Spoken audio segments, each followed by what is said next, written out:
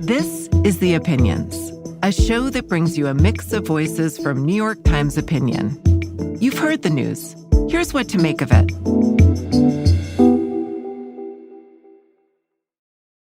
My name is Megan Stack, and I'm a writer for New York Times Opinion.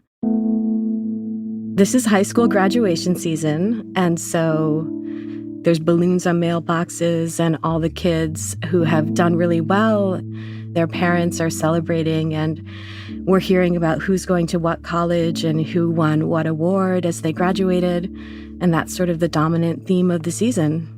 But for the many, many different kinds of kids who did not have a successful high school career, I want to give those kids a graduation gift.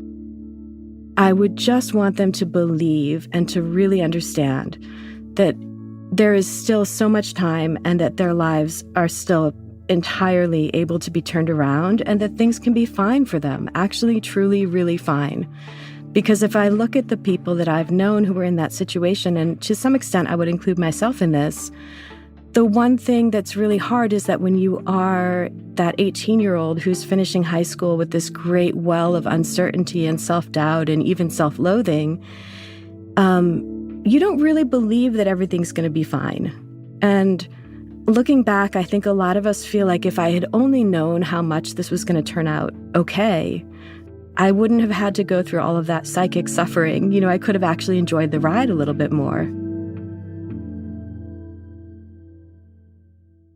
I love this scene in Mad Men where Peggy Olson has just had a baby and it was an accident. It's an earlier time in America when that was a very stigmatizing thing to have done, to have a baby out of wedlock. I think she's had a sort of a breakdown and she's scared. Is that you? Are you really there? Yes, I am. Don Draper, who, as anyone knows who's watched the show, is himself the master of reinvention, comes to her and he tells her, I called your house and your roommate gave me your mother's number. He asks her, what do they want you to do? And she says, I don't know. And he says, Yes, you do. Do it. Peggy, listen to me. Get out of here and move forward. This never happened. It will shock you how much it never happened. I think that is such a powerful line. We come from a long tradition in America of people who did come here to leave behind old lives and things that they didn't want to live with. And I think we can embrace that. I think we can start fresh in a way that is liberating and powerful and doesn't have to be ashamed or secretive. I think we can do that. A lot of times, if you have a teacher or parents around you who are saying things like, you're never going to amount to anything, you're not good at math, you are not very socially adept, whatever it may be, kids are very quick to internalize those ideas, and that can linger and stick into adulthood. There's research about this. Lawrence Steinberg, who is one of our nation's foremost experts in the adolescent psyche, has done many, many studies looking into people's brains and their emotional lives as adolescents, and he has lectured extensively on these topics.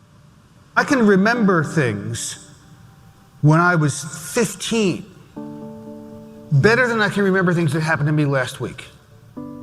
And I'm not unusual, it turns out. Psychologists have studied this. It turns out that almost everybody remembers adolescence better than any other period of time. In that adolescent, teenage age range, whatever you feel, you're feeling it much more strongly than you do at any other time of your life. So when good things happen to you and you're feeling great, you feel more great than you will when you're older. But on the other side, when bad things happen and you're feeling bad about yourself and you're feeling sorrow or embarrassment or shame, those feelings are also much deeper.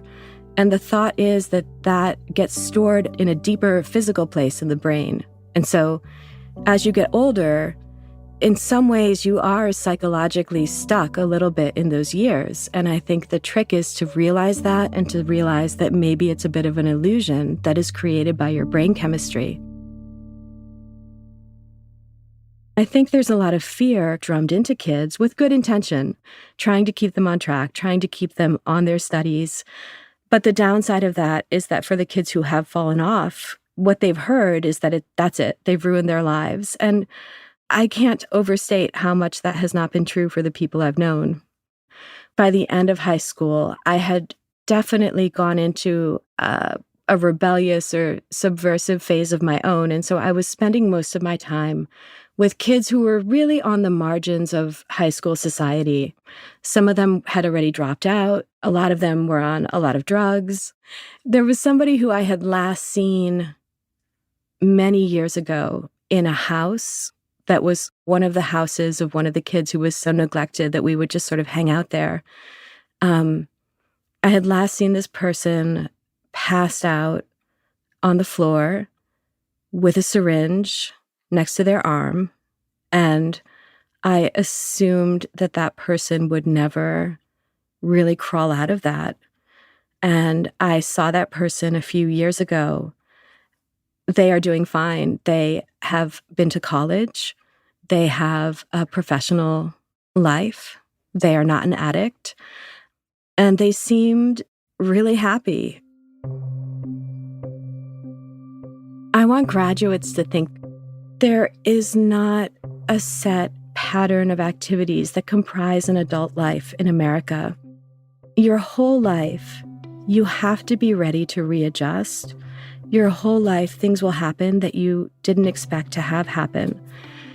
I want them to feel like whatever happened is an asset, because I really think that if you had a great high school experience, that is an asset, And I think if you had a bad high school experience, that can also be a very rich asset. But you have to think about it the right way and not get trapped inside of it.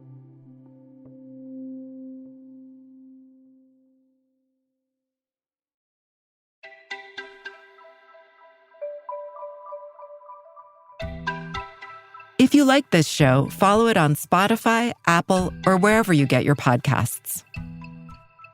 The Opinions is produced by Derek Arthur, Vishaka Darba, Christina Samuelewski, and Jillian Weinberger. It's edited by Kari Pitkin and Allison Bruzik. Engineering, mixing, and original music by Isaac Jones, Sonia Herrero, Pat McCusker, Carol Saburo, and Afim Shapiro. Additional music by Aman Sahota. The fact-check team is Kate Sinclair, Mary Marge Locker, and Michelle Harris. Audience strategy by Shannon Busta and Christina Samuelewski. The director of Times Opinion Audio is Annie Rose Strasser.